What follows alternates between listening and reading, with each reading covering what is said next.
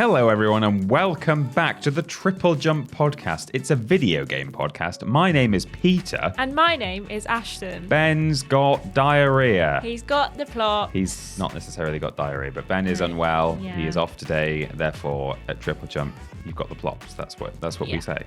Regardless if you are unwell or not, you could just be off, but you've got the plops. Yeah. It's just law. How are you, though, Ashton? Are you all right? I'm all right, yeah. I've not Good. got the plops. No, that's all you can ask for, really. I'm a bit sad that Ben wasn't here because we didn't really get a chance to discuss your wedding. You know, we haven't really shared any exciting stories from your wedding. Yeah, that's true. It's just getting more weeks away, and I'm getting more and more vague on what. And you don't want to do it without Ben? Well, I mean, we could, but we could wait for Ben. We could wait for Ben. He might have some interesting stories that we haven't got. Yeah. I've heard all sorts of interesting things from other people, but, things that were going on at my wedding that I didn't know about. Yeah. Because you're so busy when it's your wedding. My advice to anyone, if they get married and have a semi-traditionally sized wedding, is to I don't know. There's no way around it, but try and be everywhere all at the same time because there's so much happening and you miss it. You miss so much. There was one moment from your wedding, though. There was just a moment between you and I during the ceremony. I don't know if you remember this. You just lit the family candles. You had quite a religious ceremony that I was not expecting. Yeah. And I was not prepared for at all. Right. Because I have never been to church, really, apart from the odd Christmas Eve. Yeah.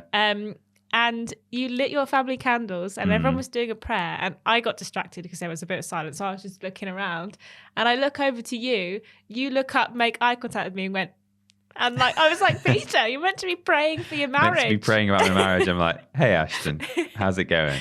And then I was chuckling at the back, and my boyfriend was like, what are you laughing at? I was like, no, it's nothing, don't worry. Yeah. It was...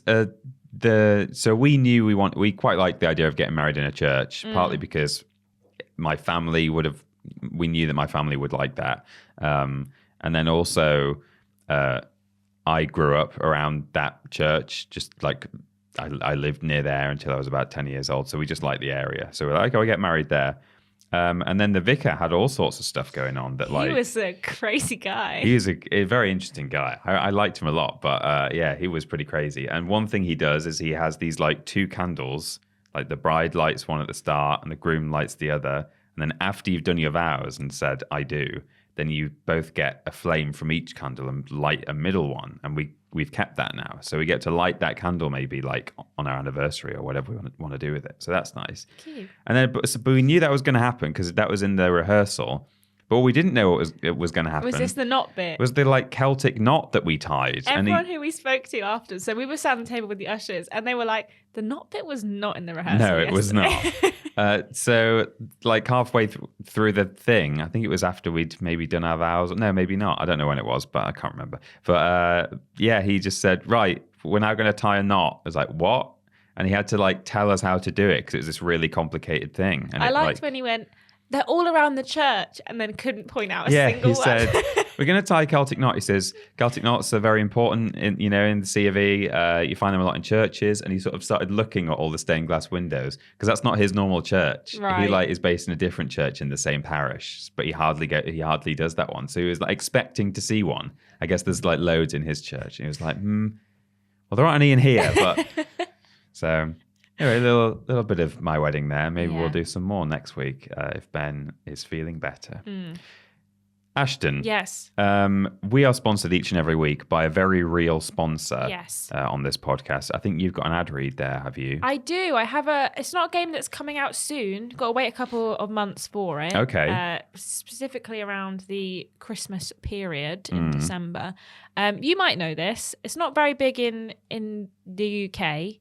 And not huge in America either, but very big in Slavic lands and Germany specifically. Okay. You might know that there's an anti-Santa called... The Krampus. The Krampus. Yeah. Exactly.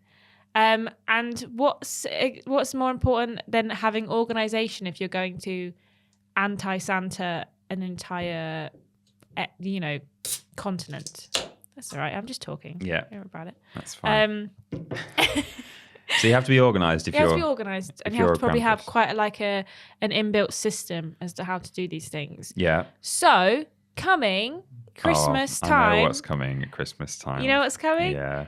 2-point Krampus. Can't wait. Yeah, coming from the people who brought you 2-point Hospital and 2-point Campus. Wow, they've been busy. They've made a third game very soon after their second one. Well, I suppose they've got quite a lot of the mechanics already in place. Just put people in little elf costumes or like evil elf costumes, and you've got to fight off real elves and Santa because you're bad Santa. Krampus. So coming Christmas period, 2-point Krampus. So it's like a top-down building thing. Yeah, like you build like an evil workshop. Yes. Yeah, I like how we've taken the idea of so I think the Krampus does go around stealing children, but what we have done is just said he has all of the Santa things, but just evil. Yeah, he's just bad. He's got like bad reindeer. Yeah. People sing bad songs about him. He goes up chimneys. Yeah. He just busts through the front door. Yeah. And he's got like people whose specific job is to like make like coal and stuff. Yeah, and, exactly. Whatever else Krampus leaves. But if he's unhappy with the way you've behaved, he has to leave toys for you instead. He's like, you've not been bad. No, you've been actually too good. So I guess here's a toy. Yeah. Yeah. But it's not coming because it's not real. Oh, would you believe? thank God for that. It's actually not correct. I was a bit scared, actually. Yeah, you should be because you have been a naughty boy this year. So Krampus would have come and taken you away. Yeah. So. That's what I get for glancing at you while praying, I suppose. And cracking a 7-Up in the middle of me talking. Yeah. That's better than cracking a 7-Up in the middle of praying in church on the altar. That would have been really bad. That is true. But we're not actually sponsored by that. We're sponsored by our friends over at patreon.com/Team TripleJump, where it's a little for $1 a month. You can ask questions on this very podcast. Lots of other things as well. So if you fancy being a patron and supporting us in that way, why not check it out? Why not? If you get a little chance to. Yeah. Thanks for that. I've got a question here, Ashton. You do. It was sent in by Callum Story. Callum says, why do some games hold their value on digital storefronts much better than others of equal quality? And should this be more standardized so consumers know when they might expect games they're interested in to fall within their budget? Thank you, Callum. I wonder whether this is not necessarily to do with quality per se, but sales figures. I mean, my short answer is I don't know exactly why this, why there's that variation. But my suspicion would be if something is selling reasonably well and continuing to sell reasonably well, then the publisher might think, well, there's no need to drop the price. Yeah. People are still buying it, so we'll just keep making maximum dollar. But if sales figures start to slow down, or at least like fall under so they probably always project that they will have a peak in the first few weeks and then go down a graph. But maybe if it's like falling shorter than the expected downturn, then they might think, okay, we need to boost the figures a bit. We'll make it a better deal. So even if you have two games of, say, equal quality, there can be other factors that, cause one to maybe not sell as well as the other. There might be like another game out that's in that same genre that it's competing with, or I don't know, maybe like the number of platforms it's available on, stuff like that. So for whatever reason, even if you've got two games of equal quality, one might not sell as well, and therefore the publisher might think we need to boost those sales, we'll reduce the price. It would be nice to know when a game's price would be going down, if it was standardized or if it was just like flagged up, like, just so you know, in autumn, we will be lowering the price. Yeah. But number one, I don't think anyone's going to do that because they don't want to like flag up when you'll be able to get a better deal necessarily. And number two, if it was some kind of standardized thing where Sony were like, if you're going to have a game on our console, you have to set the price to 70% after 6 months or whatever. Like if that was just some rule, I would feel that in itself would like affect the sales figures. So at the moment, it's more like if the sales figures are low, they drop the price to like help sell more games. But like if everyone knows that, well, if I just wait like half a year, it will be cheaper, because you don't always know that's going to be the case. You can assume it might be the case, but you don't always know. Then that in itself might affect the sales of that game. And then that overall can have a bit of a negative effect on any given release, no matter how good it is. So I don't think it's necessarily a good idea in the long run to know when a game's price is going to go down and have like a standardized system for it, because it would just ultimately it might affect the overall market value of the whole video games market. I think would be like worth less if people knew when it was going to go down. Obviously, there's like periods in time when they do, like Black Friday. Yeah, everything's achieved, and like the summer sale, the Steam's summer sale is obviously like, and they do occasional things. They'll be right on the front page, like just so you know, we're having a sale right now. Yeah. Same with Sony, so they have like summer sales and stuff, don't they? Mm-hmm. Yeah, I think so. So there's definitely like times where things will be cheaper, but I think the issue with digital storefronts and digital games is that they have no reason for the price to go down, really, unless they're not selling well. Like if it's a like IRL copy, then they will get cheaper at some point because stores will need to shift them. That's a good point, sell, actually. Like to put new things on the shelf. Yeah. Where like a shop will only have limited space in their inventory and in their like shelves, they will need to get rid of like a new game as a new like bigger release comes out. Or even if it's like a small release, they still need to make room for that. So things might go down in price, which obviously isn't the same with a digital storefront. Yeah, that's very true. So I think like what we're used to as gamers is this game is currently this price, but I know that it will go down eventually because they're going to have to get rid of it at some point. So you kind of have that awareness when you're shopping in real life that you're like, things are going to get cheaper eventually.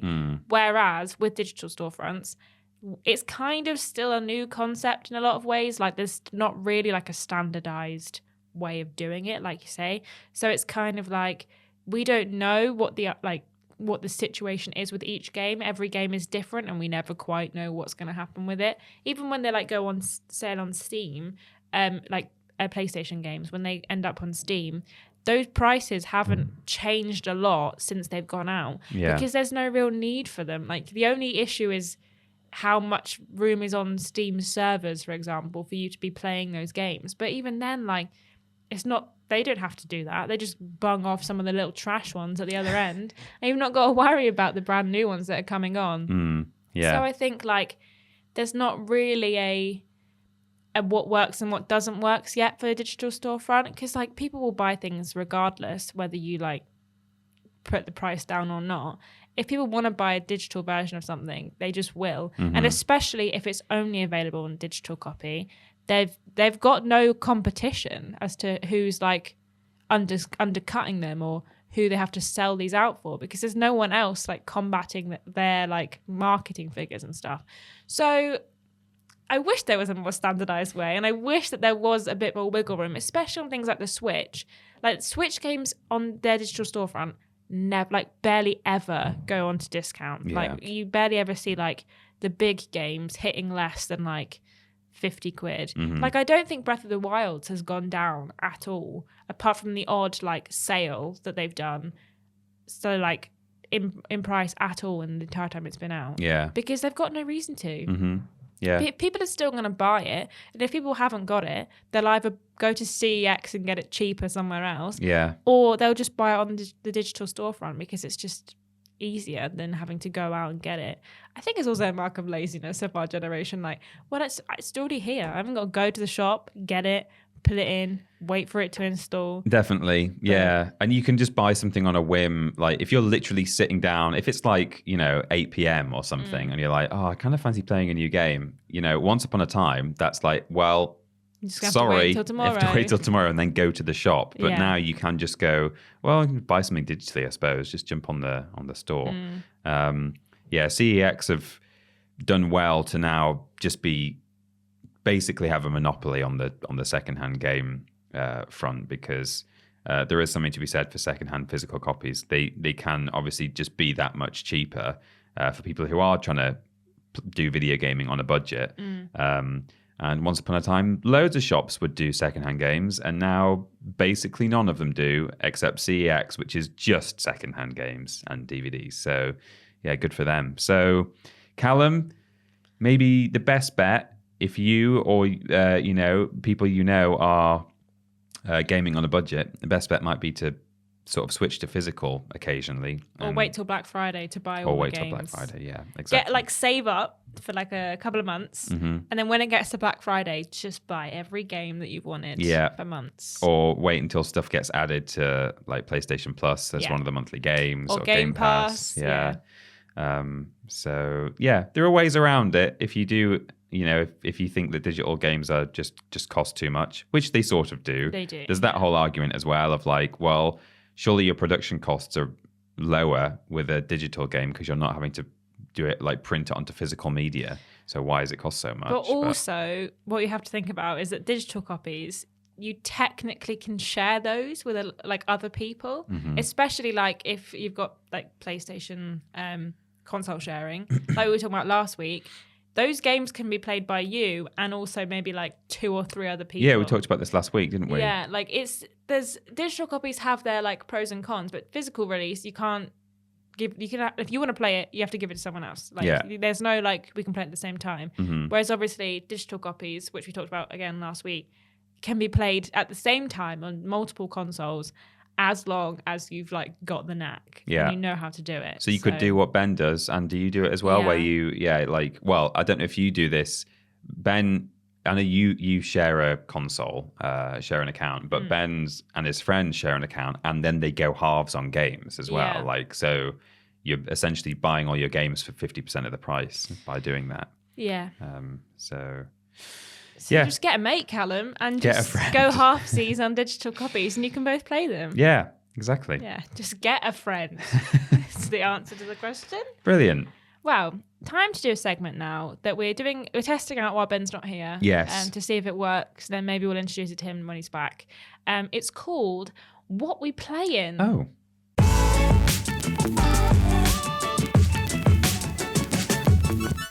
It's What We Playin time to talk about what we playin, or what we've been playing this week. Yeah. Peter, what have you been playing this week? Peter, what have you been playing this week?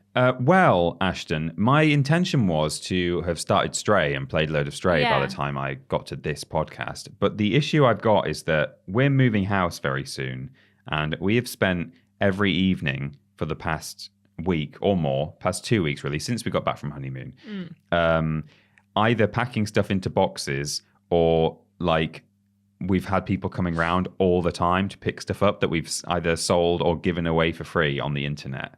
In fact, I've been tweeting pictures of things that I've just dug out of dusty boxes. So I have played some games this week, but I've intentionally not played Stray because my gaming has basically been an hour here and an hour there, and I don't want to necessarily start Stray and then have to perhaps not play it for 3, 4, 5 days and then play a little bit more. And so I want to really enjoy that game.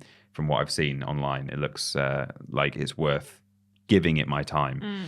So what I have done is I've actually played a little bit more Lego Star Wars, which I sort of put down and abandoned for a bit, partly because I saw a headline. I didn't even read the article, which is a phrase that's thrown around a lot these days. I saw the headline, didn't read the article, that I think there's some DLC or extra content coming to Lego Star Wars. No idea what it is. It doesn't need extra content. It doesn't need extra. Please, no, that's for the right. love of God. That's absolutely correct. But it just sort of reminded me that game existed, and I was like, oh yeah. I mean, I've given it enough of a break now where I could just jump in and see, because I've said ad nauseum at this point that the main issue I had is that I was trying to go through and just do all the movies in a row and just get through the story. And when you play it just like that, it kind of feels a bit shallow and boring, that game, because they've not gone super hard and super deep on doing the these levels haven't got much content. No, they haven't, to be honest. Certainly not compared to the original versions of the game, the old Lego Star Wars games. So I was playing it like that, didn't get a lot out of it. But now that that's all done, I thought, well, if I just go and come at it from a new angle and think I've got this whole Lego Star Wars world to explore with loads of little bits to do and things to explore, then maybe I'll have more fun. And I have had a bit more fun, actually, a little bit. It still feels just a tiny bit more fun. It still just feels too kind of sprawling, and a lot of the missions aren't actually particularly exciting, even when you are focusing on side missions. But I think it's both got too much content in places where it shouldn't have that much content Yeah. and not enough content at other places. Like the fact that like you go to a hub world and it's like there are 100 bricks here. You should find them all. Mm-hmm. And also there's a bunch of characters and side quests. And the side quests will lead you to another hub area where there's also 150 bricks. And you should go and find all of those as well. And you're just like, okay, well the mission took me literally a minute and a half to do. Yeah.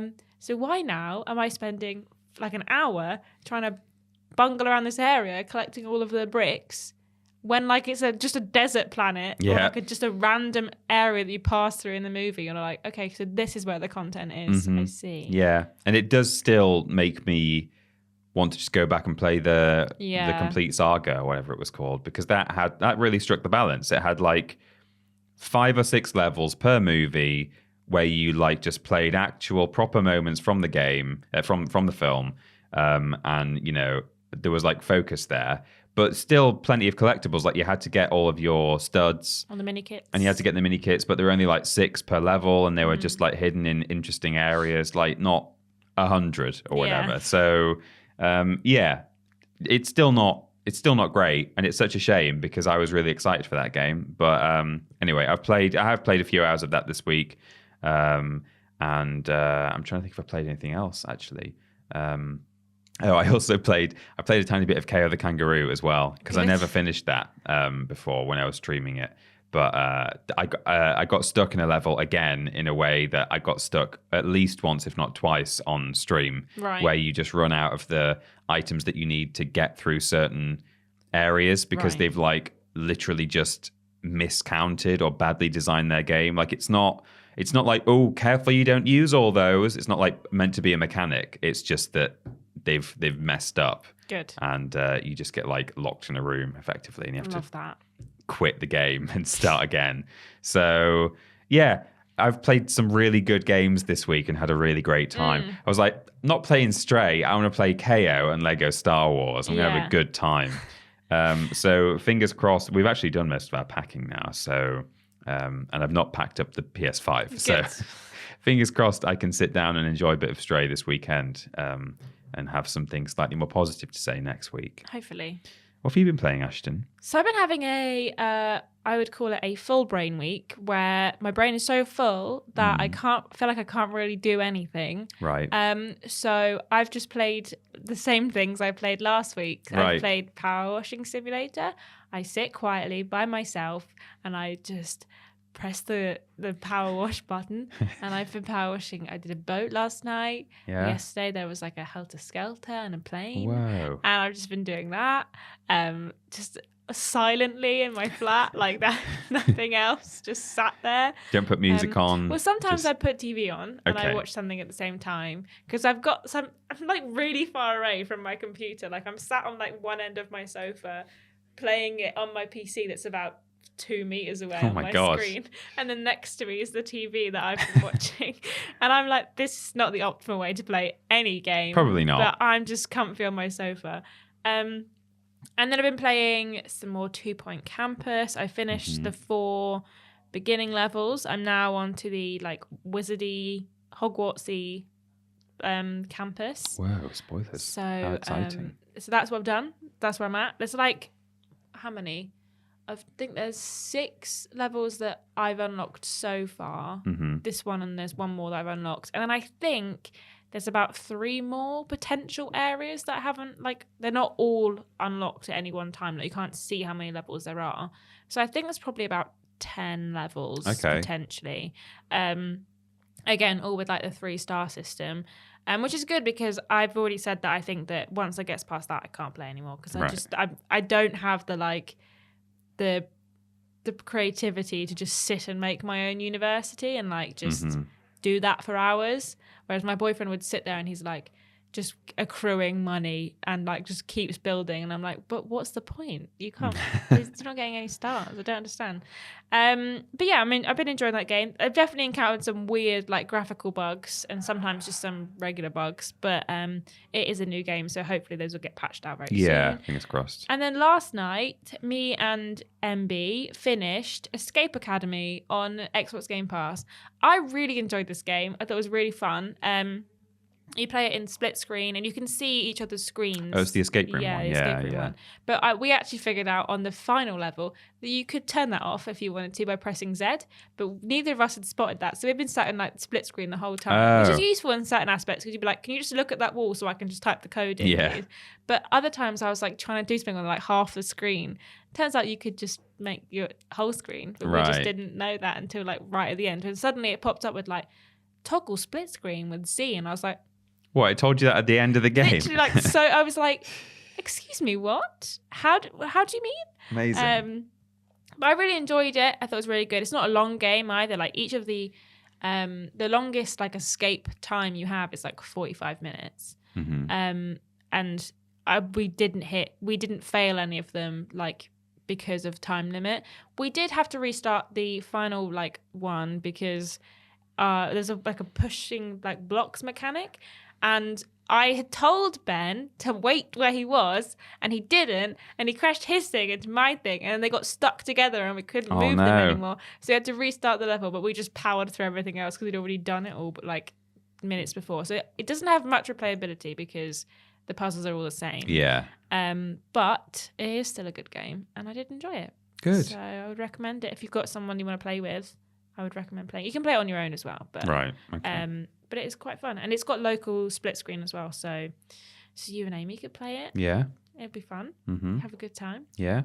And yeah, that's what I've played this week. You've played one more thing as well that I know of. Played a bit of Kirby as well, haven't you? Oh yeah, I played half an hour of Kirby's Dream Buffet, which is a Cryptscope on yesterday at time of recording. So on Wednesday, we did a Cryptscope on it, and it's just rubbish. It's just rubbish. I only remembered that because potentially when this podcast goes out, there will also be another Quipscope by me where I will have played Destroy All Humans 2 Reprobed, which is that a remaster? Well, I see. This is how little I know about Destroy All Humans. I know obviously that there was originally Destroy All Humans, and then that got remade, I think, from the ground up rather than remastered. And then the other day we were like, oh, is someone going to cover Destroy All Humans 2? And I thought, oh, have they now, so they've remade like the original and now have they like made a new sequel? But then I realized today it's called Destroy All Humans 2 Reprobed. And now I'm thinking like, was there a sequel on the, originally? And I think maybe there was, and they've just remade the sequel as well. Right. So I'm not particularly enthusiastic about. I'm obviously going to give it a chance, and hopefully it'll be really good. But I think that the first one, when that was remade, didn't like hold up very well.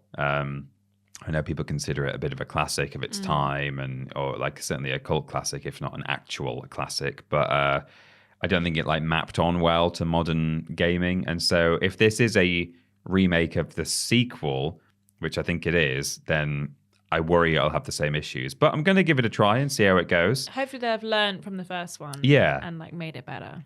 So there should be a Quipscope available for that. I mean, but only if basically I need to play it during the working day today and try and get a Quipscope done because I'm not in tomorrow and then it's the weekend. So so there may or may not be a Quipscope out now, but if there isn't, then it'll probably be out on Monday. So it's either out or will be out soon. But there is a couple of games coming out soon. Like Saints Row comes out next week. Yeah, that's true. Which I don't think we've seen really any gameplay for at all, apart from the odd little bit in a trailer. I don't remember that much gameplay happening. No, I remember. We've seen a couple of CG trailers. We've seen the character creator, haven't we, as well? And yeah, we saw the trailers at various shows and things, but I don't recall seeing just an actual release trailer that's like come out on social media yet. Whereas the opposite is true for Gotham Knights, which I've not stopped seeing content for. It's like new gameplay trailer, Nightwing, and I'm like, I've basically seen all the game at this point. I don't know why we're still putting up the gameplay trailers for every character, but yeah, Saints Row comes out very soon, so hopefully we might, fingers crossed, get a code for that, and we might be able to do a Quipscope for that and / play it. Because I kind of just want to play it. Yeah. I'm kind of at that point now. I don't really know what to play. Yeah. Like, I've not got any like big games on the horizon for me, like right now. There's games I should finish, like Final Fantasy VII DLC. I've not finished that yet. But like, I'm kind of just struggling to find a game that I want to play because, like you, I have to move out of my house in 2 weeks. Don't know where I'm moving to yet, so that's exciting. But yeah, I think there's a lot coming out, hopefully in the next few months, that will satiate me. Yeah, stuff keeps getting moved as well. But I think that's partly why, subconsciously, why I've not... Another reason maybe why I've not played Stray is because I know that once I've played that, I will then be back in kind of, what am I going to play now? Like, I've been really looking forward to playing it, but then once I've finished it, it will be gone. Yeah. So, yeah, we'll see. This is true. Well, it's time for question 2. It comes from Jeremy Baker. What are some games that force you to take actual real-life notes in order to progress? I made it as far as I could in The Witness and needed to bust out graph paper for absurdly hard puzzles. Or The Bard's Tale, a classic RPG that doesn't come with a map and is procedurally generated, so you had to draw town maps yourself as you discover them. Thanks. Kiss, kiss. Kiss, kiss. Thanks, Jeremy. Do you want to go first, Ashton? Sure. I'm always going first. So I was at Escape Academy, and once we finished playing the game, my notepad looked like the scrawlings of a madman. Oh my god! Because there was just all of these like ciphers that I was like writing down, like various like numbers and words and stuff. It doesn't make any sense. If you look at my notepad, it genuinely looks like I've lost the plot. But like, it's just like all of these words and stuff because like I was like trying to remember them for like later on, or like I was going back and like trying to write them down, or there's a sequence of things we need to do in a certain order, and we kept messing it up, so we had to like go, and I was like, it's like G right, B left, and it doesn't make any sense like if you look at it on its own, but it made sense in the moment. So if you go into my house right now, there's just like a notepad open that's just scrawlings of a madman like all over it. So that one I took lots of notes for, but also I didn't really need to because it had a built-in mechanic, but I found it really hard to read. Deathloop, I took loads of notes for, like various different like puzzles and stuff. I was sat like making notes for there's a specific one where you find like a bunker and there's a radio that at a certain time will like play a code and it will like tell you where the other like bunkers are to go and find. And I was there like writing it down and like taking all the notes for like the coordinates and stuff and like doing it, and then I just went into the game like notepad and it was like it's there. And I was like, no, it's too hard to read. I'm gonna have to write it all down. But I made loads of notes for Deathloop because I think I just was like, if they're in front of me, I don't have to go looking for them, and I can just see in like my face where I have to go. Yeah. And again, probably like the scrawlings of a madman, as I've just written down random bits of clues is what I was trying to say. So yeah, those are two that I remember. I've been like actively had a notepad out, writing down things. Yeah. But what about you? I think there are probably more than I can remember, but a couple of things, like very specific instances, came to mind from some of the PC games I used to play when I was a bit younger. So the Goosebumps video game that I had, that I played on stream, I think like last Halloween or something, Goosebumps Escape from Horrorland, had this sequence in it where... So it was mostly a point-and-click adventure game, but there was this bit where you're being chased by a werewolf. Right. And it like shows you first person like running through this forest, and your head's like bobbing up and down. And weirdly, the way that you get through this sequence is that your friend, Lizzie, this girl who you're there with, she says to you either run to me, over here, or this way. Right. And she says it like a few times in a row when you get to like branching paths. And you have to click left, right, or forwards to choose that path. And if you get it wrong, the werewolf comes and smacks you in the face and you have to restart. But it's not like stereo audio or anything. It's just that one of those three phrases is assigned to left, forwards, or right. Okay. And it's just trial and error. So you have to just keep doing it, and like the werewolf's killing you and stuff, and then eventually you work out, okay, over here means forwards, run to me means left. So I remember writing that down because I was like, this is weird. Why is this, what a strange mechanic, or a strange way of like doing this sequence. Like I say, there was no, if it had stereo audio, then maybe you would be able to hear her like side to side, but no, that's not how it worked. So definitely wrote that down. And then I used to have this weird game. It was called Pirates of the Caribbean, right? And I think it was Disney affiliated, and the logo on the front was kind of akin to the logo of the film, as in the Jack Sparrow movie. And it came out roughly the same time, but it may have come out either just before or just after. And it had absolutely nothing to do with any of the characters at all from the film. So it was just, I think essentially, like the film was, I think it was based on the ride from Disneyland, Right. and they weren't based on each other like the film and the game. So anyway, I had this game, and you play as a pirate called, I think he's called Nathaniel, and it's actually a really interesting game for the time, where there's just all these islands. It's a third-person action game. You have a sword and a gun, and you buy ships, and you sail around, and you can like move. You can buy goods on one island and take them and sell them and steal stuff from other ships and stuff. But one of the easy ways to make money in that game was to just buy low and sell high. Right. And different islands, like traders on different islands, would buy things for different values, but it would constantly fluctuate. So you would like go to one of these islands and there'd be a guy who's like selling silk really cheaply, but he buys spice for like a really high price. Right, okay. And so I used to like make all these comprehensive notes of like, okay, if I quickly like go to another island, buy a load of spice really cheap, and I can bring it over here and sell it. So that's how I used to make money on Pirates of the Caribbean, is just like being a trader, just going around buying stuff, selling it to someone else. There's a whole mechanic where there's a whole, stuff built in there where you're supposed to go off exploring caves and fighting skeletons and stuff. I was like, no. I'm in the spice trade. Yes, I am indeed in the spice trade. So yeah, I used to make a lot of notes in that game just to know what I could get for my silk and my tea. Brilliant. But I'm sure there are other games. Yeah, there's definitely going to be ones really I've forgotten. But even like the odd note that I've written down of like somewhere I have to go. Because sometimes they don't tell you. What game was I playing recently where like I had no idea where I was going? So Batman Arkham Asylum, I've been playing on stream. I think I'm just bad at the game. But also they keep telling me where I need to go, but because it's in a cutscene, I forget. Right. And then it doesn't necessarily be like go to intensive treatment unless you like go out of the map and then like look further away, and I'm like, I don't know where I'm going. I'm just meandering around confused. So I feel like I do need a pen and paper to be like, right, he's just said to go to intensive care and check it out over there. So maybe I'm just bad. I think I'm just bad at the game though. Possibly. Maybe we're both just bad at games. Maybe just bad at games. Dunno. Well, now onto something a little bit strange, a little bit peculiar. It's time for some weird news.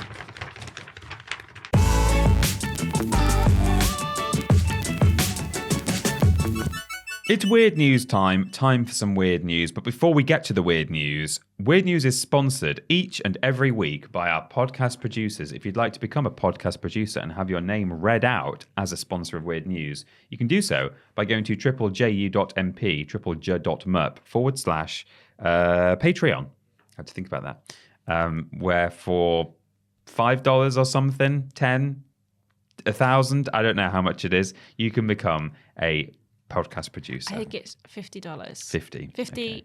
plus dollars. $50+. You get other things as well. Yeah. But also this. yeah, it's not $5. That's after dark, isn't it? Or is that $10? I don't know. I don't remember. We're not in charge of that. That's all Fraser. Fraser looks after it. I should know, but anyway, it's not $5. It's apparently $50. But, as I say, you get other things too. Go and have a look. See what else you get. Thank you to this week Nathan, GY Goliath, Sean Legg, Corey Duffill, Robin Wardle, Ellie Nicholas, Erica Hutchinson, Melody L. Bonnet, Katie Garrett Jarrett, and Gabrielle Philippink. Thank you, podcast producers. You're the best. Did you know you can send in weird news to us via social media on Twitter and Facebook.com/Team TripleJump. We put a post out every week and we ask you for weird news. You can submit it and we'll maybe read it out. Just like Dan Wilson at iDanWilson on Twitter did. Thanks, Dan. Thanks, Dan. I've got a story here from Kotaku. Is it random? No, because that's Nintendo Life, isn't it? That does yeah. random. Yeah, sorry. Never mind. I just forgot that was the wrong website. It's by Patricia Hernandez. Thanks, Pat. Thanks, Pat. Who says she can. It begins with she. Just you'll find out who. Okay. She convinced men on Tinder to buy Nier Automata and then ghosted them, she says. Who is she? By Patricia Hernandez. So here we go. Interesting story. There's a dramatic scene in Nier Automata in which, spoilers, a desperate, downtrodden android commands his AI companion to cease all logical functions. The AI, sensible thing that it is, warns him that there's almost no chance this will end well. Our hero knows this, of course. He does it anyway. This leads to one of the most memorable lines in the entire critically acclaimed action game. Why do I long for humans like this? The android cries out as he takes a dangerous leap of faith that ends up with someone getting hurt. Yeah. If you've ever gone on Tinder, don't know why that first paragraph is even in there, you might know exactly what this is like, even if you've never played Nier Automata. A woman named Jen certainly does, based on her experience. Is she Jen? Probably, based on her experience using dating apps. Jen, who works as a paralegal, that's like a bird that jumps out of planes, I think. Yeah. A paralegal went viral on Twitter earlier this year for, as she put it, swiping on Tinder and getting, quote, guys to buy Nier Automata, end quote, only to, quote, then ghost them, end quote. There's then a tweet embedded by someone else, a guy called Drake Nier Struggle Tweets, who's put, oh my God, and then a screenshot of her tweet underneath. And she is Enya at Jenny09410602 on Why Twitter. wouldn't they just embed her tweet? Because, I don't know, maybe she's deleted it, but Drake has got the screenshot. But her tweet said, I used to roam around on Twitter and get guys to buy Nier Automata and then ghost them. I think my count was up to 22 when I stopped. Wow. I mean, I never said I'd flip with them. She didn't use the word flip. I mostly just talked a lot about it and recommended the game. Also, high sales mean more Taro games. So she was doing it to try and get a sequel, I guess, or something similar made. Oh. Good to have a hobby, I guess. It is. The article then continues, probably just regurgitating information I've just summarized in the single tweet, but it says, by her count, she roped 22 men in her devious yet amazing scheme. Yeah, we just read that, Kotaku. We did. Since it's been a couple of years, she claims, she couldn't know that Kotaku proof... She couldn't show Kotaku proof that she convinced dozens of men to buy the unusually philosophical game. She did, however, have a handful of screenshots of conversations full of flirts in which people would say that they couldn't believe they were about to buy a video game just to impress a girl. It then says, editor's note, this bar is low. Thank you, editor. And at least some of the pictured folks appear to have genuinely played the game, as screenshots show discussion of different endings and plot points between her and the would-be paramours. Interesting word. I'm not familiar with that. Is that some... Did they jump out of planes as well? Known for its intense post-apocalyptic and introspective storytelling, Nier Automata is full of twists and turns. Are we now just on to the filler? Yes, we are. Yeah, just the ad filler, please. I don't think anything else. Part of what makes the story believable is the sheer scope of Jen's fandom, which she calls an obsession. She shared a picture of a shrine she said she keeps in her room. That's weird, isn't it? It is weird. It's all right to be on a shelf, but that is a bit of a shrine. And folks, the thing is massive. It's got Emil all over it in a variety of different forms. The table, which even includes a dedicated candle, would stand out in any room. Indeed, Jen said that before people go in her room for the first time, Jen has to warn them about it first. The shrine makes sense when you consider Jen's connection to the game. This is a long article. Yeah. It's not all filler, actually. Some of it is relevant to Jen. But I think we've got the idea there because she basically used to tell people to play Nier, and they would. And then I guess she was trying to just boost the game's popularity. Wow. Well done, Jen. Thanks, Jen. If that is your real name. Maybe. I have a weird news from Cameron JQ. We sent it in on Facebook. It comes from Game Rant, written by Truman2. Is it random? It's No. not, unfortunately. Oh, there's a massive cookie thing in my screen. It was like a huge cookie pop-up with like the tiniest little accept button I've ever seen. Americans won't know this, but every website we go on, we have to click a thing that says, yeah, okay, I accept cookies. I think that's a UK thing or an EU thing. Yeah.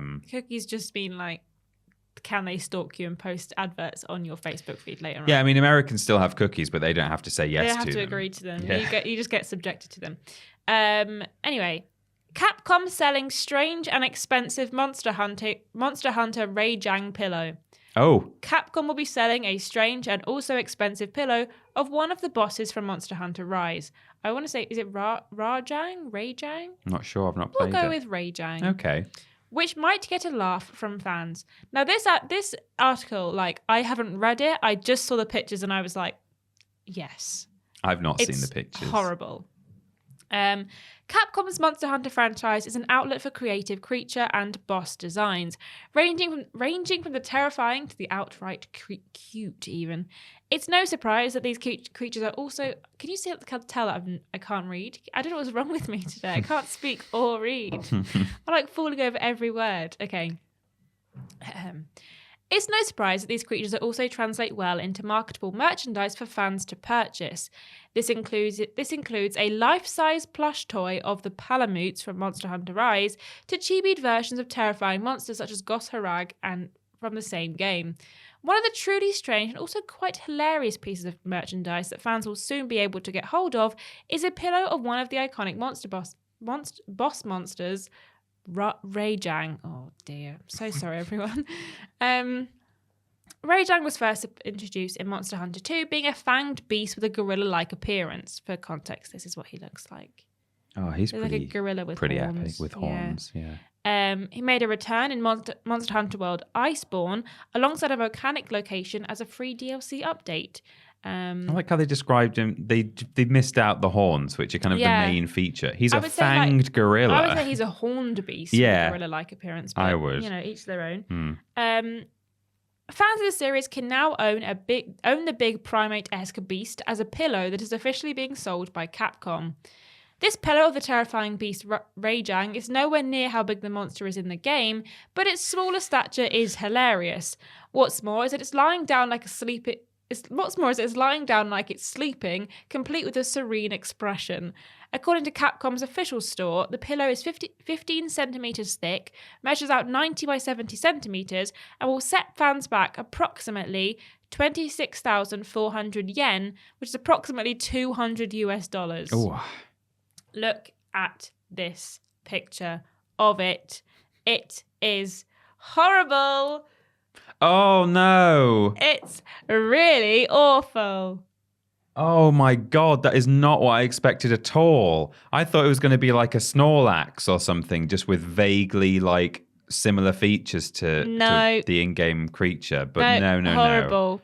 Disgusting. Right, you really do have to Google this or click on the link, which should be in the description if you're watching on YouTube. But I'm just going to hold this up. You get a little version of it. Oh yeah, that's about like enough detail. But you need to see it in its full glory. I would recommend clicking on the link in the description on the YouTube channel to. Good grief! The colouring alone is just kind of awful. It's just too realistic. I don't like that at all. No.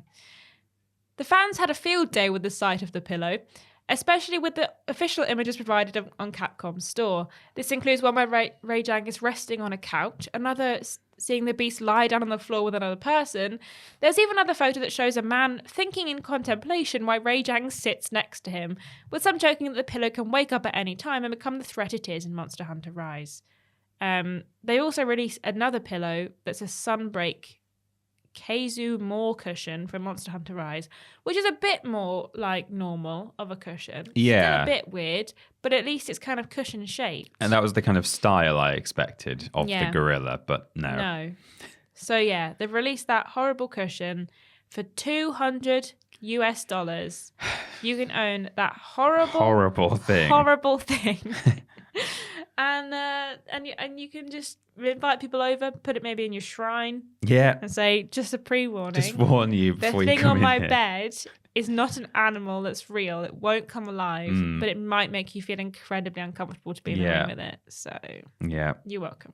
See, I went into that article expecting it to be a body pillow, like a long and I was thinking, oh no, this is going to be bad. That's kind of what I thought when I was reading it. Then I saw the But then as you described it, like I said, I expected maybe just a big squishy Snorlax or something. So I was like, oh no, this will be fine. And then when you so it was like a real roller coaster for me, that adventure. Thank you. As the silent roller coaster I was having this morning when I was reading through the articles, and I didn't even read that one because I was like, I don't know how interesting it's going to be. And then I looked at the pictures and I was like, I found it. This is the one. Good grief. Yeah. Well, it's time for question 3, which comes from Cameron Keywood, who sent that story in. Huh. Cameron, calm down. Back. Cameron says, Halo Baparoos. 2 L's and hello, like Cameron. Otherwise, it's Halo. The PS Store has been flooded recently with what some people are referring to as trashinums, reskins of the same game, all with easy platinums. I don't mind some of these games, as with the final project looming, they are all I have had time to play. Do you think it's time Sony placed their foot down and curb it, or are you of the opposite opinion, where everyone is entitled to their own platinum? Everyone's entitled to their own platinum proclivities. Cameron Keywood. Thank you, Cameron. Thanks, Cameron. As is the case with pretty much every question we get asked relating to platinums, my kind of quick answer is that it's of very little interest to me that these games exist and I can play them and get loads of platinums really easily. It's a shame that Ben Potter's not here because he's probably played a lot of these trashinums. However, he actively seeks out the trashinums. Yeah, he does. I've been around his house and I've seen like his PlayStation homepage, and I'm like, and he shows me like, what was it, lizard lady versus, or cat lady versus lizard people, or lizard lady versus cat people. It's weird. It's just bright colors and like just terrible mechanics, but easy platinums. He loves a trashinums. There are like forums or websites that you can go to that like list games that are easy platinums and stuff. That's where he finds some of these from, and yeah, it's crazy. So while they aren't of any interest to me, I'm also not particularly offended by them or upset that they exist. So I think as long as it's clear to people that it's probably not always clear, actually, to people that the game they are buying is basically trash, and it's like it kind of only exists for a platinum to be unlocked. Then it, no one's going to be particularly harmed by this. But I don't know. I guess there is a chance that perhaps younger gamers who have access to their dad's or mum's credit card, which they shouldn't do, or people who may be like new to gaming generally. Maybe they've like just bought a PS5 for the first time and they've never had a console before, and they're like, oh, look at all these games I can play. I think there's a risk that some of these people might end up buying a game that just turns out to be like a block of wood. But on the other hand, a jar of mayo that you just have to tap forever. Exactly. But then generally these are probably like 99p or less. So who's really no one's gonna like be particularly badly stung by these. It would be nice maybe if there was a category called trashinums. I was gonna say, like, the only issue I have with these games, like, every single digital storefront is full of trash. Like, there's like Steam's full of it. There's like it's not a Sony Switch thing. have also got like a terrible issue with like there just being trash games on the Switch. But like, if they made it easy to sort out things on, so specifically on PlayStation, I've talked about this before, their like categories thing is rubbish. That you can't sort by games. You can't pick a category really. You can't pick like whether it's local multiplayer or whatever. If they just put a bit of effort into their UI, then you wouldn't even see these trash games. Like, you could just be like, it needs to be minimum 3 stars or above in terms of like ratings, and you wouldn't see them. But because they haven't implemented that, they just block up and like appear on people's kind of searches because there's no filter that you can get rid of them. Like you say, there's no category that's like trashing like if there's like an easy platinum thing where like Sony, there's some algorithm that's like you can platinum this game in 2 hours.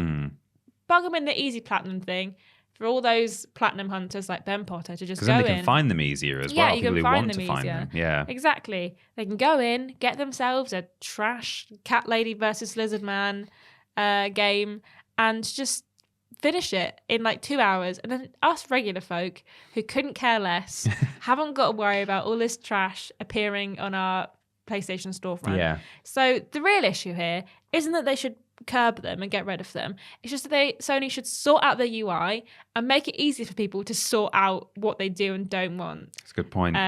But every storefront is filled with trash. Yeah. I mean, Steam will show you the trash on the homepage. Like you'll go and open Steam and they'll be like, do you want this anime sexy Candy Crush game? Yes, please. Yes, please. I'm bored of Candy Crush. I've been playing Candy Crush loads, and now I wish it was sexier. See sexier. Anime boobies when I finish my Candy Crushing. I want there to be boobies at the end. Yeah, that's what I want now. That's the only thing that's going to motivate me to crush this candy. Is knowing that there's boobies at the other end. Yeah. So thanks, Steam. Thanks, Steam. But like I say, it's not just a Sony issue.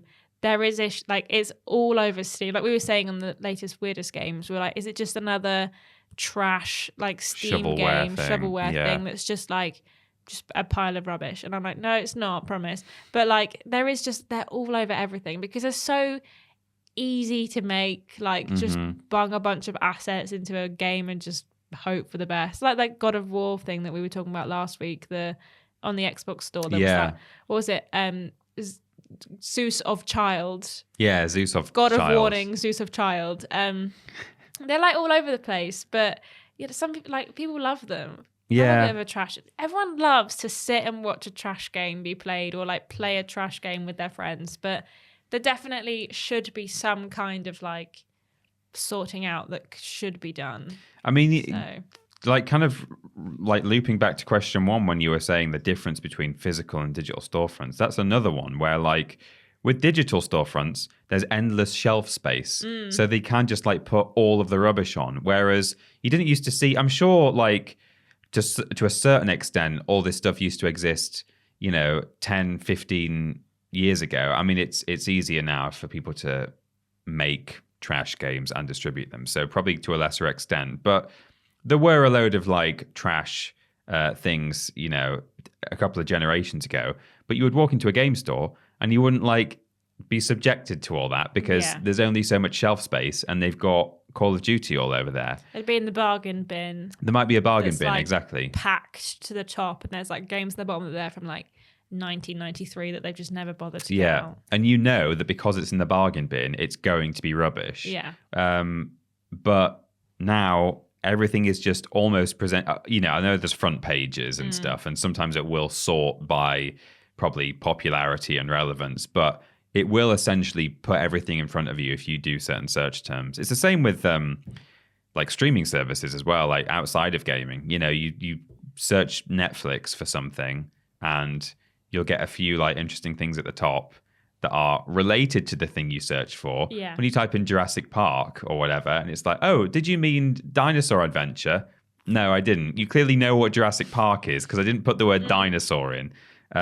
Similar shows that you might. We don't have that, but here's a similar show that you might like. Yeah. Dinosaur Zoo. You want that? Yeah. You want it? Yes, please. So that's another, in a way, it's a downside to digital storefronts is that they can have everything on the shelf and put it in front of you. It's good in a way because it gives indie developers a chance to distribute, smaller projects. But the trash-ins are out there. They are. Give us a checkbox, please. Just please. Well, now it's time for the big discussion. The big discussion.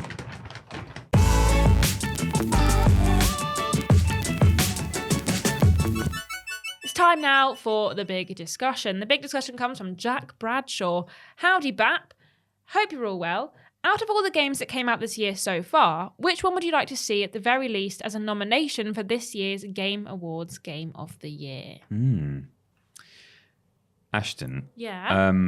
well, not Ashton actually, listener / viewer. Okay, I'll close my ears. Yeah. Ashton gets these questions together every week for us, which is very nice. They're submitted by the audience, and Ashton goes and finds the good ones, and then she runs them by me and Ben and says, "You guys are all right for answering these questions?" We're like, "Yeah, fine."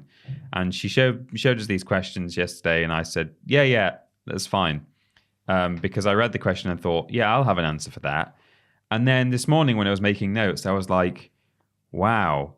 I've not really enjoyed gaming. I did the exact this year. Same. I was going through a list of all the games that come out this year because I couldn't remember which ones I played this year but hadn't come out, and I was like, I had to write down games that I'm wish they were better, and then games that I'm yeah, I really enjoyed. I've written 2 games that I've not played, but I know should and will be nominated for Game of the Year. Elden Ring. I don't like Soulsborne games, but I know full well that is probably one of the best games of the year, objectively.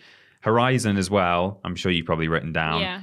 I didn't really get on with the first one, and I know I probably, maybe one day will play it and probably enjoy it if I really give it the time. Yeah. I have the time is the issue. I just didn't have the time to play it, and for that reason, I wasn't enjoying it. So I never played the second one because I was I don't really want to play it until I played the first. You don't know the story of the first one, so you'll be a bit lost.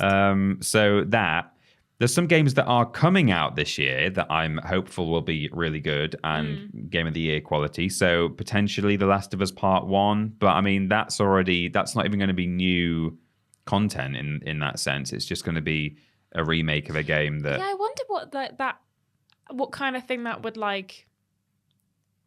get at Game Awards. Yeah. Because you say, it's not a new game. Can you make it Game of the Year? Good game, but you say, it's not new. They've not had to they've obviously made it from the ground up in terms of graphically, but they've not had to do the story or anything. No. It's not brand new. So I'll probably have a good time playing that, but whether it's going to be Game of the Year material, I don't know. And then the other one that is probably a good shout is God of War Ragnarok. Yeah, for sure.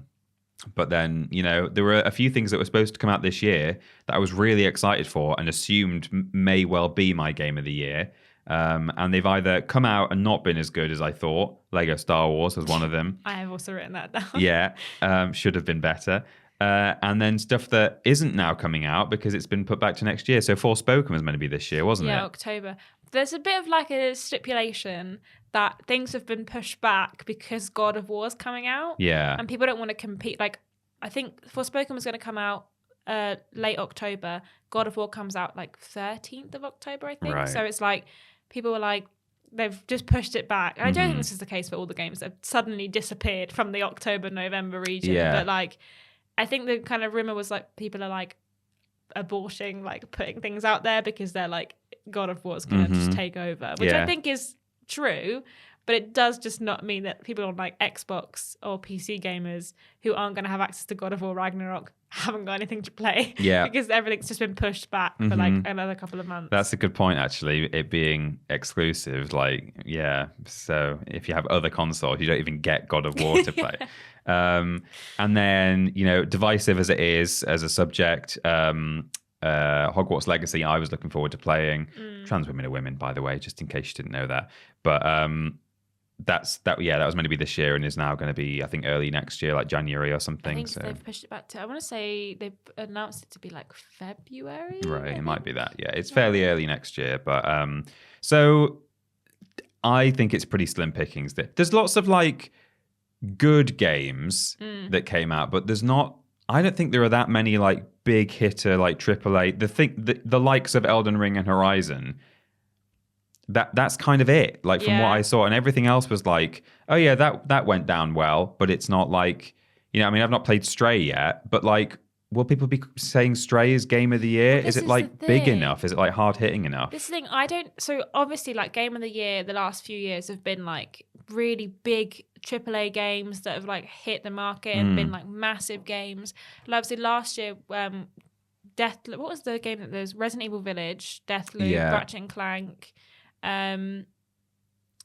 Probably some other games. Yeah, what came out last year? But there were a fair few last year, yeah. And all the games that were out there for Game of the Year, the category, were big games made by big devs, with massive teams of people. Whereas this year, like you say, there's not actually that much of that many games, especially this not in half that of the category, year, that hit that category and also kind of like have done really well. Like you say, like Horizon and Elden Ring, if only they'd have come out like pushed, one of them back to the middle of the year, so we've got something to play around now, because we've like not had that much coming out until the end of the year now. But they obviously both came out. I think Elden Ring's probably a shoo-in to win Game of the Year, even though I literally have zero interest in it, and then a lot of people really loved it, but also a lot of people it's just like not their cup of tea at all. Where like Horizon is a bit more like accessible to everyone, where Elden Ring isn't. But I think Elden Ring's a shoo-in for Game of the Year. I don't even think God of War will beat it out for Game of the Year this year. But like you say, if we've got to go like top like 5 in the category, you've got potentially God of War, potentially The Last of Us, Horizon, Elden Ring, and I can't think of a fourth game. And Last of Us is questionable whether it counts. Yeah, because it's like not a new game. Yeah. I don't know of a new game that will come out that I'll be like, yeah, it can fit in the category. Like I really like Stray, and I think it's a really good game. But I don't think it won't compete with any of the games anyway. And I also like, I couldn't see it kind of making the grade for it being Game of the Year. This is a thing though. Sorry, no, carry on. I was going to say, there's other games that are like have come out that had a lot of potential that didn't quite hit the mark. Yeah. Like Lego Star Wars, like Tiny Tina's Wonderlands. Yeah. Those two are the only other games where I've been like, those are big games, big devs, like huge companies, and the general consensus is just a bit meh. Yeah, like they could have made the cut, but they didn't. But they haven't. And I think they'll probably still be in for like certain awards. Like I don't think that they'll be shunned, but I do think that they just have not hit the market in the same way that I think everyone was expecting them to. And if they had, there might be a bit more of a discussion about like what games are going to be in the top 5, like who's going to be nominated for it. But I just don't think there's enough games coming out this year that hit the mark. There might be an indie that like comes out and like surprises us, but like I say, I just don't think, unfortunately, that Game of the Year will be won by an indie. No. Especially not this year, but just in general, like I just don't think that they unfortunately have the manpower to compete with some of the huge games that come out. Like Unpacking did really well last year. Yeah.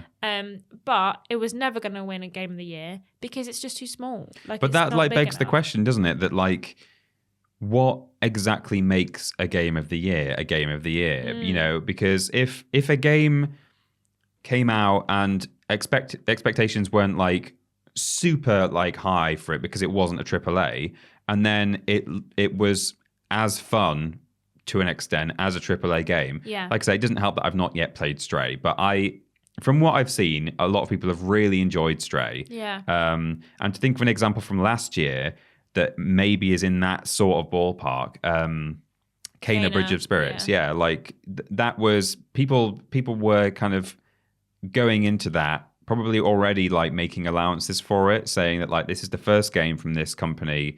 They've been doing animation, so we'll see how they fare game wise.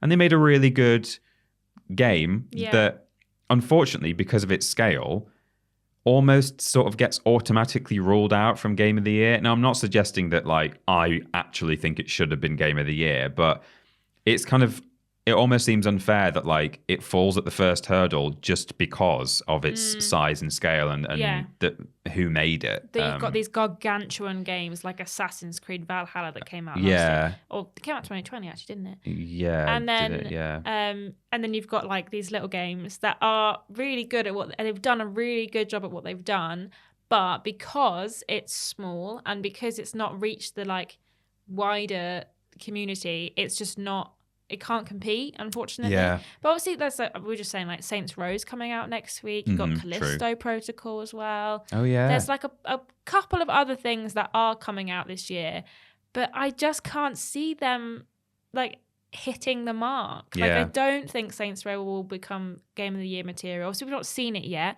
So maybe it's really good, but I just can't see a game that is like Saints Row or like GTA hitting the scene and doing the impact that like they would need to do to be some like the game of the year contender, if that makes sense. And Callisto Protocol comes out too late in the year. It's not coming out until December or November time, which will be too late. So they'll be in the market for next year. I think that's normally how it works. If it comes out the month of the Game Awards or something.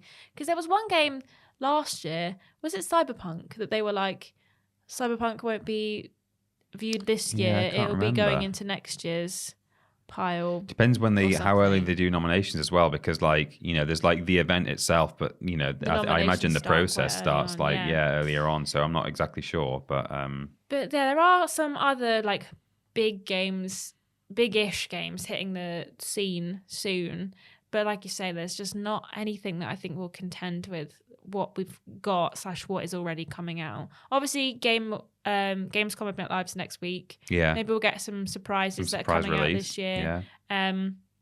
But we got lots of like hints of what's coming out in the next few years. Like 2023 is looking at like shaping up to be quite a good year, especially the first half of the year. Yeah, for gaming. But then this year was looking really good for gaming. Especially the first half of the year, and then things just kind of gradually meandered back to the second half of the year, and have now moved to 2023. So there's lots going on, and there's lots of stuff that's coming out, but whether any of it will be Game of the Year material, it's a funny noise. Yeah, it won't be being picked up though. No, whether any of it will be Game of the Year material, I don't know. Yeah, we obviously do our own Game of the Year podcast I think we do it after we come back from New Year, so it'll be in early January, and we're normally a bit more kind of open to including the likes of, say, Kena, Bridge of Spirits or something like that. So I think we'll have an easier time picking those 5 in terms of just games that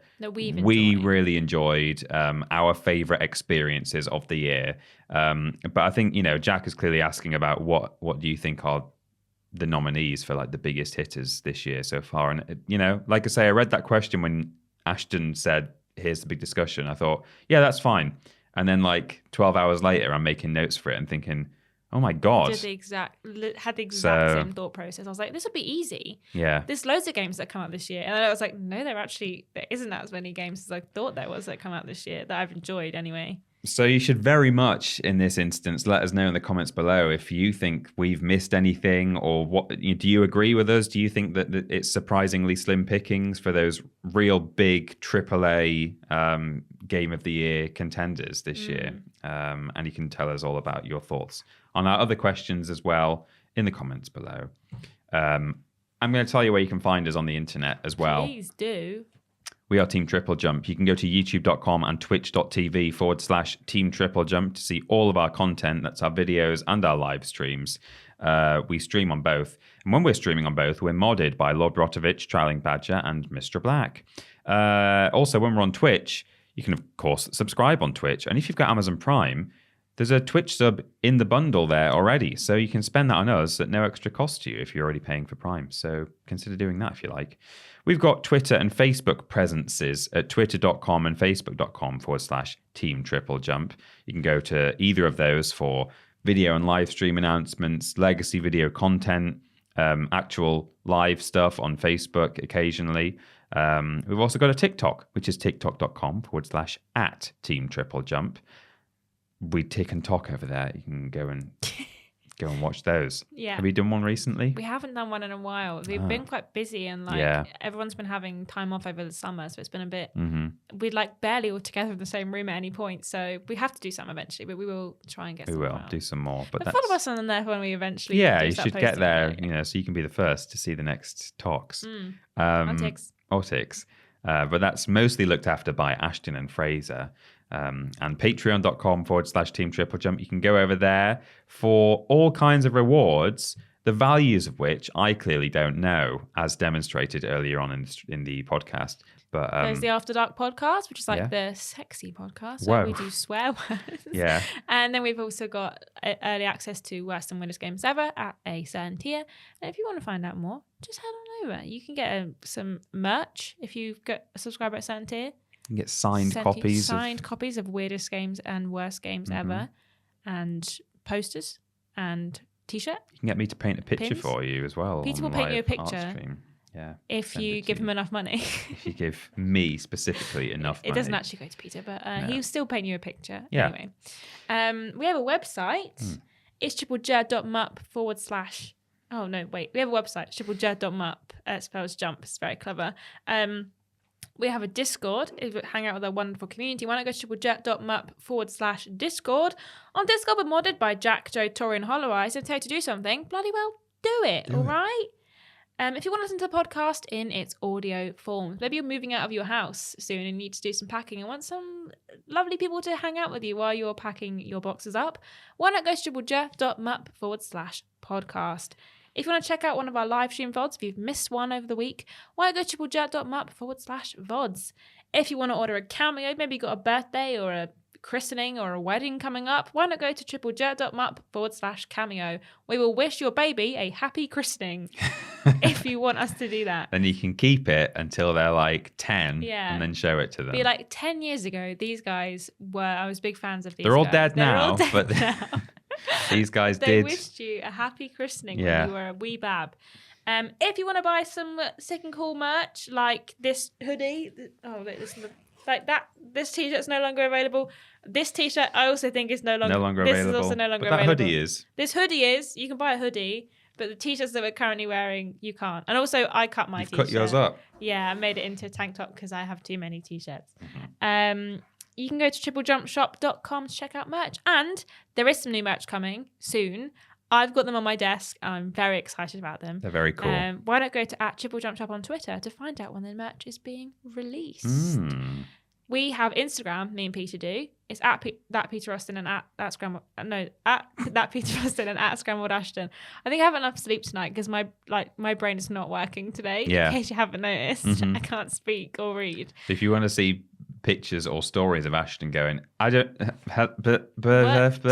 If you want to find out how I cut this top up / see any more impulsive moments, just follow me on Instagram and watch my story every now and then. Did you do the story of you cutting the top up? Yeah, I did. Oh, I've not seen that. I don't check Instagram often enough. I wondered miss if all you this had thing. seen it, but I know that your lovely wife watches my Instagram stories because sometimes she replies to them. So, Yeah. So you can follow us on Instagram and Twitter, and you can follow Ben on just Twitter @confused_dude. You should take over the rest, Peter. I can't speak today. Yeah, okay, that's fine. Do you want to know what we're doing on the channel all the time? Yeah. We do lists every Monday, Tuesday, Wednesday, and Thursday. We do streams every Monday, Tuesday, Wednesday, and Thursday, and Friday. The Thursday being the joint stream on YouTube. Blaze it. Twitch every other day, Monday, Tuesday, Wednesday, Friday. We do Worst Games Ever. It's a fortnightly show. It's Friday for patrons of a certain tier and Sunday for everyone else. Also, Weirdest Games Ever is monthly. You get a whole week early on Patreon. The podcast is every Saturday, and we do shows all the bloody time. It's gone back to saying one every other week. I don't know why. I changed the template, but it's gone back. Please leave us a review on iTunes. A 5-star review would be very helpful. It helps. Something to do with Al Gore's rhythms.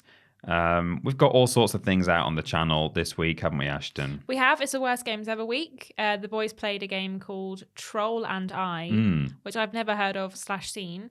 Any good? I had heard of it vaguely and just seen kind of the box art. And then just before we played the game, I had to record a voiceover, Worst Games of 2017 or whatever it was. And then I played it almost immediately after on Worst Games Ever. It was rubbish. Bad game. So that's coming out on Sunday, like Peter said, but it's on Friday. So if you're a patron, it's already on Patreon. But go check it out if you've not already watched it. It was on there last night. Yeah. James has been writing and editing what's it, like a journalistic piece? Yeah, like an essay video. An essay video on how big is too big. We talked about this last week, but it's actually going out this week now. The launch games for the 3DS went out last week instead. So if you've not already seen that, check that out. But yeah, that's coming out. It should be out now, actually. It was coming out on Friday. So yeah, it's in relation to Starfield. It's, how big is too big in terms of 1,000 planets? Is that maybe too big? Too big. Todd, calm down. Please. It just works. I only have so much time. Yeah. When's that coming out? Is that this year? Is it this year? We should know, but I don't think so. I don't know. Because I also looked up as well as I was like, what else is coming out this year? And I don't think that was on there. No, I thought it maybe I think was it might late be this year, or maybe it's early next year. Early next year. It's fairly soon, I Yeah. think, but I think it's early next year. I'll carry on. Yeah, it says 2023. Okay, 2023. And maybe we don't even have a quarter for that yet, but I think it's next year sometime. Yeah. And also, we should say thank you very much indeed for helping us raise over $5,000 for the Trevor Project. We raised money all of last week on our streams for the Trevor Project in memory of Philip Reed, who we've talked about a lot on recent content, our writer who we sadly lost a couple of weeks ago. And we've sort of continued to drop it into bits of videos and streams and stuff recently. And the money is still going up, even though we're not actively doing like fundraising streams, which is crazy. Yeah. And we now have over $5,000. That's at time of recording. By the time we release this, it'll be even more, I'm sure. We left off the streams last week with about 4,200 potentially. And since then, like I say, well, we've not mentioned it. We've managed to raise over £5,000 of dollars. So thank you so much for everyone who's donated. It's going to a really good charity in honor of a really good man.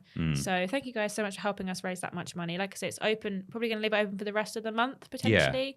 And for as long as I think we want to, but obviously we'll let people know when we're closing it. But yeah, thank you guys so much for helping us raise this much money. It's really brilliant. Is amazing. I think that's the most money we've raised for a campaign. I think so, yeah. I think we've done thousands before. I think like fairly early on, we did a pretty successful one. But yeah, I think that's got to be the biggest fundraiser we've ever done.